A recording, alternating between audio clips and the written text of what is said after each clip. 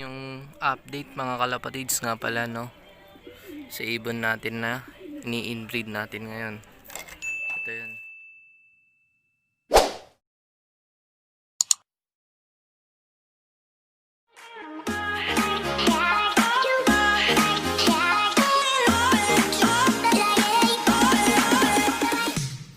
So yun, magandang araw ulit mga kalapatids, no. Welcome back again sa YouTube channel ko, no, Love Manderborn TV.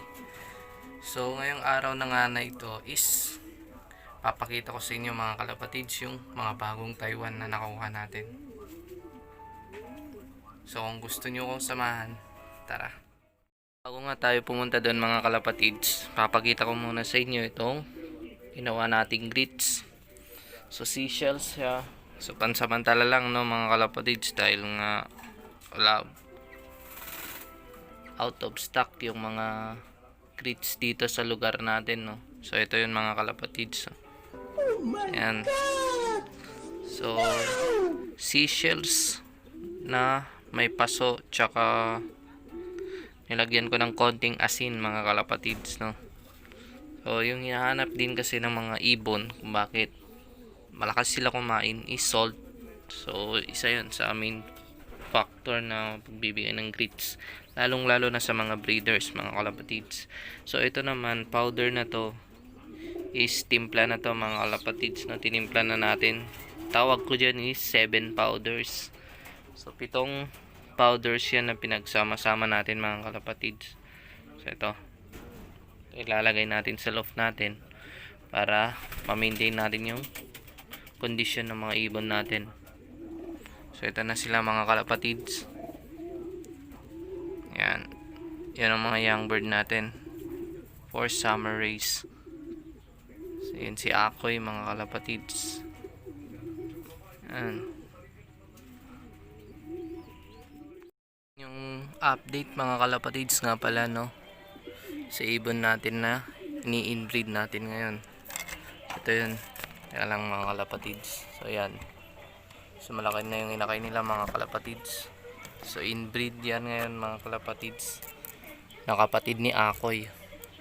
So ito yung si Salria, yung napag 5th overall natin ng 2017. So tatay niya yan. So yan mga kalapatids, update sa inbreeding natin ngayon. At ito na nga mga kalapatids, yung mga bagong Taiwan birds na in-acquire natin. So nandito sila sa loob ng T-box. So papakita natin ngayon sa inyo mga kalapatids, no.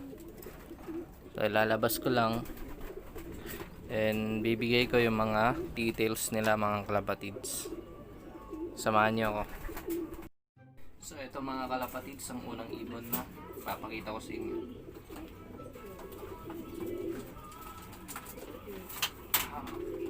Yeah. So mga kalapatids, ito siya. So yan, white flight mga kalapatids. Kaya lang ayusin ko lang camera. So ito, papawisan na tayo. So ito mga kalapatids, white flight. So ito ang tatak na lang niya. Ito Chinese. So yan na lang yung titirang tatak niya mga kalapatids, no. So ito, paliliguan na lang natin. Nasa condition naman na, pero paliliguan na natin before ng shipping sa susunod na Friday. So nakuha na to. So ito, ganda, sobra. So ito yung nasa background ng page natin mga kalapatids sa Facebook. Hindi naman natin yung pangalawa mga kalapatids.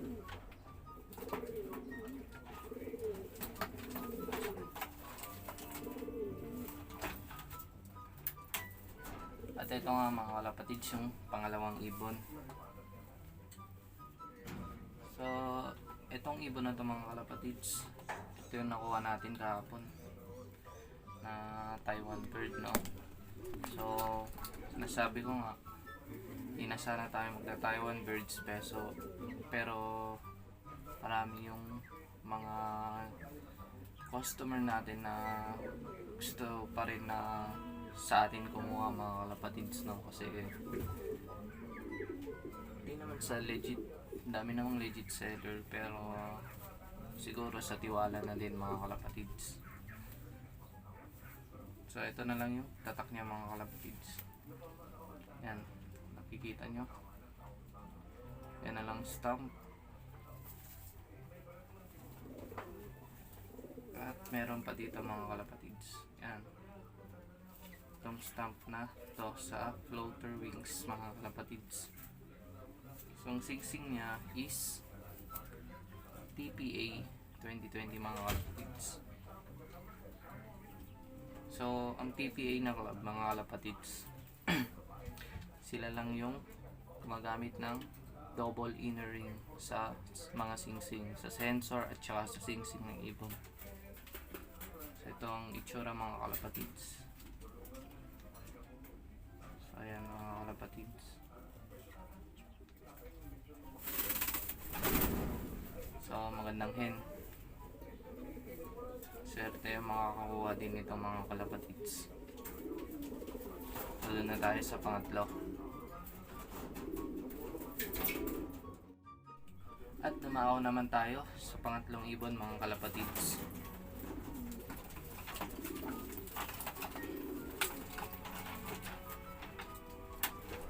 So ito nga mga kalapatids, isa pa ring blue par. So galing to sa tropa natin, no, na si Sekar, kaso nangailangan ng pera kaya binenta sa atin mga kalapatids. Hindi naman tayo makahindi kasi tropa natin yun mga kalapatids. So ito mga kalapatids, yan ang itsura. At may konti pa ding stamp mga kalapatids. At ito yan. So yan mga kalapatids.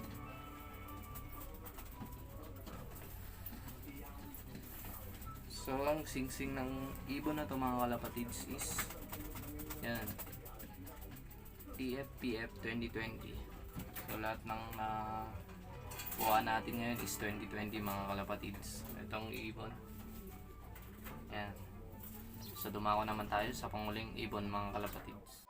At ito naman mga kalapatids yung pang-apat na ibon at panghuli na na-acquire natin ngayong week na to mga kalapatids. Actually hindi ko siya na-acquire kasi pinapabenta lang talaga sa atin ng tropa mga kalapatids, no? So tingnan nyo mga kalapatids.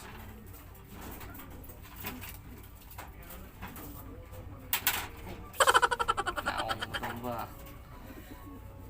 So ito yung mga kalapatids, isang checkered. So lugon pa siya mga kalapatids, lugon pa sa parteng ulo. Yan na lang, yan lang yung lugon niya mga kalapatids. So ito yung mga tatak niya mga kalapatids. Yan lang.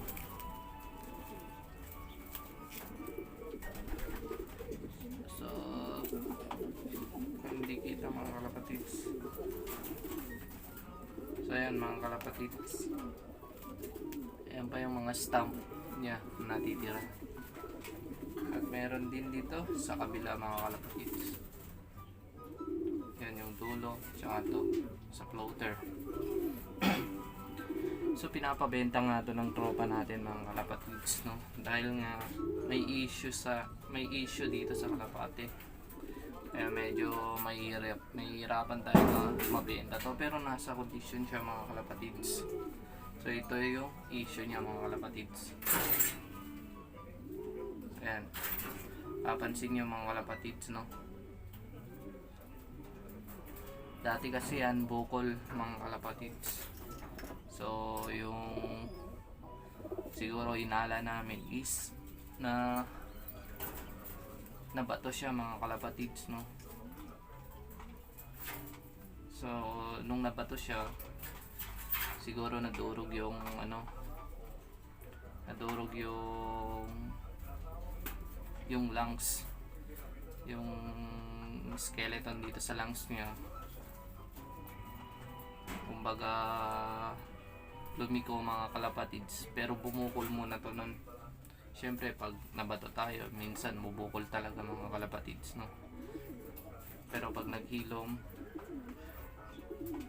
pag naghilom naman is kokorte naman siya, pero dun kumorte na nga siya dun sa lumiko na lungs mga kalapatids.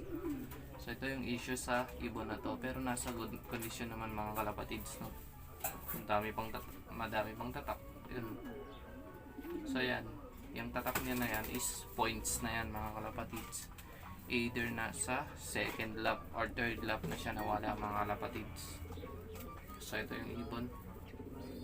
Sa magandang ibon mga kalapatids. So papakita ko sa inyo yung mga Taiwan birds mga kalapatids. At yan na nga mga kalapatids, yung mga Taiwan birds. So yung silang apat. So yung itong Taiwan birds na to is sold na, pati yun sold na mga kalapatids. So ito naman is hindi pa mga kalapatids, pero ang pogi, ang ganda, hen pala, ang gandang Taiwan birds mga kalapatids. Solid yung makakakuha nito mga kalapatids, no? Sa tayuan pa lang mga kalapatids, nagagandaan na ako. So yun nga yung may issue mga kalapatids na pinapabenta sa atin ng tropa natin. So yan silang lahat mga kalapatids, no? Yung mga Taiwan birds na na-acquire natin this week. So hopefully is marami pa mga kalapatids, no? So may nakausap tayong Taiwanese na ang sabi nga is hanggang 300 kilometers lang sila ng sea this season. Hindi natin alam kung anong club yun mga kalapatids, kasi sabi nila pandemic kasi ngayon, kaya lumiit lang yung mga club na nagpalaro ngayong season na to. So yun, umakyat na yung isa dun sa taas. Pinalipad ko muna yung mga young birds natin para may pakita ko sa inyo yung mga Taiwan birds mga kalapatids, no? So tumako nga ulit tayo sa topic natin, no? So yung Taiwan nga mga kalapatids is hanggang 300 kilometers lang sila sa sea. So meaning mula Kaohsiung hanggang siguro nasa Pagudpod, Ilocos Norte, ganun lang distansya mga kalapatids nung bitawan nila ngayon. So hindi sila makakapagbitaw ng mga 500 or 700 kilometers, pero let's see pa rin mga kalapatids. Hindi ko lang kasi natanong kung anong club yung sinabi niya na maglilipad ng hanggang 300 kilometers lang. So yun na nga mga kalapatids, no? Yan yung mga ibon. So ito yung dalawang to, bagay na bagay itong dalawang to mga kalapatids. Kak yung white flight, tsaka ito yung hen. So sa tayuan pa lang mga kalapatids ng hen, solid, nagugustuhan ko na siya. So magandang ibon mga kalapatids. So ito yung kak.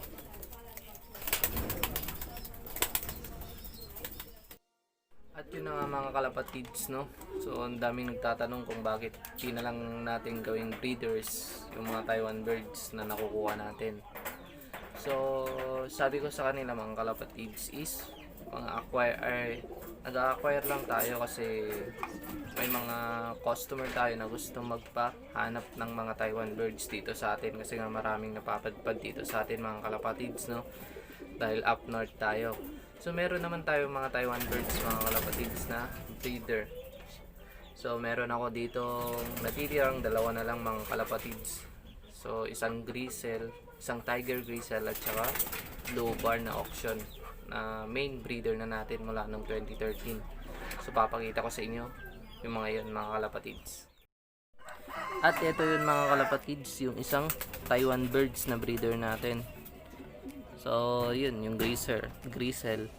So may anak siya ngayon na ilalaro natin for summer. So bata pa yan mga kalapatids, ngayon lang natin masusubukan, no. So ang Taiwan birds na gamit natin is hindi tayo nagpapapuro. So crosses yung mga kalapatids, kumbaga kinukuha lang natin sa kanila is yung ability nila na kaya nilang tumawid sa dagat mga kalapatids. So ganun din naman yung mga sinasabi ng mga customer natin from Manila. So kinukuha lang talaga nila sa Taiwan birds is yung ability na kayang tumawid sa dagat. Kasi nga yung mga Taiwanese, alam naman natin yung mga Taiwanese is medyo mautak mga kalapatids, no. Kumbaga sa Taiwan kasi ang laban is pabilisan mga kalapatids at hindi yung pangduluhan. Kumbaga hindi pa kunatan ng ibon doon ang laban mga kalapatids, kundi pabilisan ng ibon.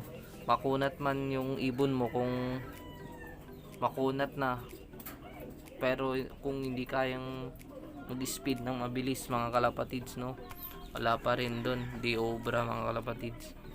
So yun, pabilisan talaga ng ibon doon mga kalapatids. So ito yung isa, medyo ano nga lang, kasi mainit sa labas mga kalapatids, no. So nandito naman yung isa. Teka lang. Yun mga kalapatids, lugon pa ngayon. Yan. Yan yung auction natin na Taiwan. So main breeder na natin yan, 2013 pa. So nakuha natin to nun, mga mura pa lang yung mga Taiwan birds nun mga kalapatids. Nag-aaway na sila. So Taiwan birds pa lang nun dito sa amin mga kalapatids, nag-aalaga lang nung ng mga 200 to 300 pesos mga kalapatids. Doon lang umiikot yung mga presyo ng Taiwan birds namin noon dito. So yan mga kalapatids. Pero ngayon medyo nasira na yung presyo namin dito kasi nga dala nga ng marami na rin yung mga nagdidirekta, yung mga sumira sa presyo natin mga kalapatids, no. Kumbaga marami na yung mga from southern part na nag-aalok ng malaking presyo mga kalapatids. Kaya medyo nasira na tayo sa presyo. Kaya hindi na tayo ganun ka-active magbenta mga kalapatids ng Taiwan birds or pumili ng Taiwan birds. So kung meron lang nag-aalok mga kalapatids, doon lang tayo kumukuha, no. So kung may mga legit ka na supplier, so yun, maganda din kumuha sa mga yun mga kalapatids kasi bultuhan yung mga presyoan doon. So kung paisa-isa ka lang ngayon is mamamahalan ka mga kalapatids. So ito, kasama niya yung mga breeders natin yan na hen. So ayan mga kalapatids, mga lugon mga kalapatids. At yun na nga muna mga kalapatids para sa araw na to, no. So kung bago ka pa lang sa aking channel, don't forget to like, share, at subscribe, and hit mo na rin yung bell button para lagi kang updated sa mga bago pa nating videos na ipopost. So mga kalapatids, salamat sa panonood, no. So malapit na tayo magparapol. So join na kayo dito sa group na to mga kalapatids. Yan, sa group na yan mga kalapatids, diyan ko ipopost yung mechanics natin, no, kung ano yung mga papremyo at kung paano sumali sa raffle draw natin mga kalapatids, no. Maingay yung mga ibon natin, no. So yan mga kalapatids, no. So first prize nga natin mga kalapatids is ang first prize ano sinasabi ko.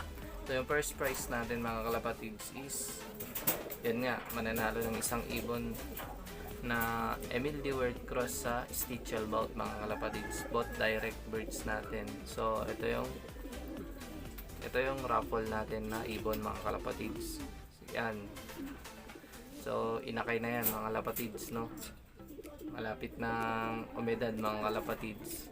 So kapatid yan ng mga lalaro natin this summer. So yung